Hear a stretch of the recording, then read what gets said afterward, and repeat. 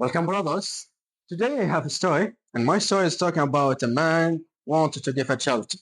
This man decided to give alms to poor people, and he went out to look for someone, found a thief. Didn't know exactly that man was a thief, so he gave him his charity. In the morning, he heard many people talking to each other that a thief was giving a charity. He felt sad and said, "Oh Allah, all the praise be to you. Tonight I will do that again with other one." And he went out to look for someone, and he found an adulteress. He didn't know that woman was adulteress, so he gave her as a charity. In the morning also, people talked to each other that an adulteress was given a charity. Wow. He felt sad again and said, "Oh Allah, all the praise be to you." So while he thought that he was mistaken when he put his charity in the wrong hands, okay, but he didn't stop his giving a charity. The third time, he went out to look for someone, and he found a rich man. He didn't know exactly that man was rich, so he gave him his charity. In the morning also, as we usual before, people talked to each other that a rich man was giving a charity. So he felt sad again and said, "Oh Allah, all the praise be to you. But I wonder why my charity was given to the thief, adulteress, and rich, not to poor, as someone who did it like that." Then he went to sleep some hours. But during his sleeping, he saw someone talking to him that, "Do not be sad. May your charity to the thief will lead him to stop stealing. To the adulteress will lead her to stop adultery. And to the rich will lead him to remember the poor people and give them his charity." So we can figure out many lessons from that story. For example, the first lesson, this is the matter of people. If you forgive the person who maltreated you, they will say, "You are cowardly." If you give a charity, they will say, "He is a hypocritical."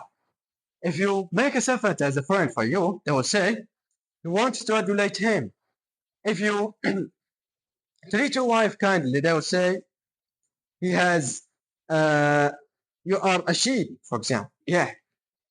If you don't do something bad with them, they will say, "You are strict." If you don't take the bribery as they did, they will say, "You are stupid." If the woman veils her body, they will say, "She is an ignorant fashion."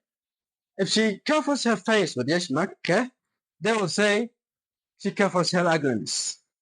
If she obeys her husband, they will say, "She has a weak personality," and so on. So be as you are, and do not let them to change you as they want. Never give up your morals in order to make others satisfied. If you think of people, find most of them are not satisfied with God. Therefore, how can they be satisfied with each other? The second lesson, take the hands of people to Allah. And remember that Allah didn't send messengers to all, but to those people who were disobedient. However, if they were obedient, they wouldn't need messengers. For example, that man who said, "I am your Lord," okay? Although he said that, but Allah sent a messenger to speak with him in a soft or nice way with gentle words in order to advise him. Although those who said fetches are the daughters of Allah, okay? Allah sent a messenger to advise them. Do not look to the sense of others as a lord, but as a slave in order to feel what they feel. Okay? And always remember that the charity of your guidance is to take the hands of people to Allah. Remember, you were not being in the right path by your power, but Allah guided you to be in that path. The third lesson, we usually judge the matters during their appearances, but be more brilliant that the appearances of matters to deceive. There are many disobedient, but they love Allah and His Prophet more than those people who buy and sell the religion, for example. Yeah. For example, there was a man in the era of our messenger, peace be upon him, named Abdullah, called Donkey because he was funny. He made our messenger laugh many times. Okay, but he was drinking wine a lot. So the messenger flagellated him twice. And the third one, he heard someone said that, "Oh Allah, let Damon come to him." How many times he was come to be flagellated here? Our messenger heard that and said, "Do not Damon him. I swear I know nothing." But he loves Allah and His Prophet. Surely hearts are secrets, no one knows but Allah. Woman doesn't wear the veil is not a bitch. Man loves music much, doesn't hate the Holy Quran. I'm here not to say that or to defend them, no. I'm here just to say, take the hands of people to Allah. The fourth lesson. If we don't treat others morally and kindly, we will present bad models of religious people to them. Then they will never stop their sins to be like them. Probably handshake with the person who left the pray will take him to the mosque.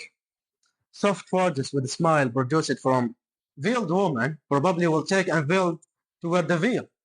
Wow. Also, soft words and smile produced from obedient people, who will take, for example, disobedient to the God. If that effect didn't happen to the people, okay, it is enough to gain the rewards that will make you happy in the day of judgment. Our friend gave a charity to the thief, adulterers, and rich. Allah never said to him, it was better if you gave your charity to honest one, or it was better, for example, if you gave it to a chaste woman, or it was better if you gave it to poor people instead of rich. So Allah told him in his sleeping that he accepted his charity. The last one, probably, you can say, if you have a good intention, do not worry about the effects of your actions. Our friend, although he thought that he was mistaken when he bought his charity in the wrong hands, but he has a good intention to give a charity. At the end, he created 3 good lives again. That is all. Thank you.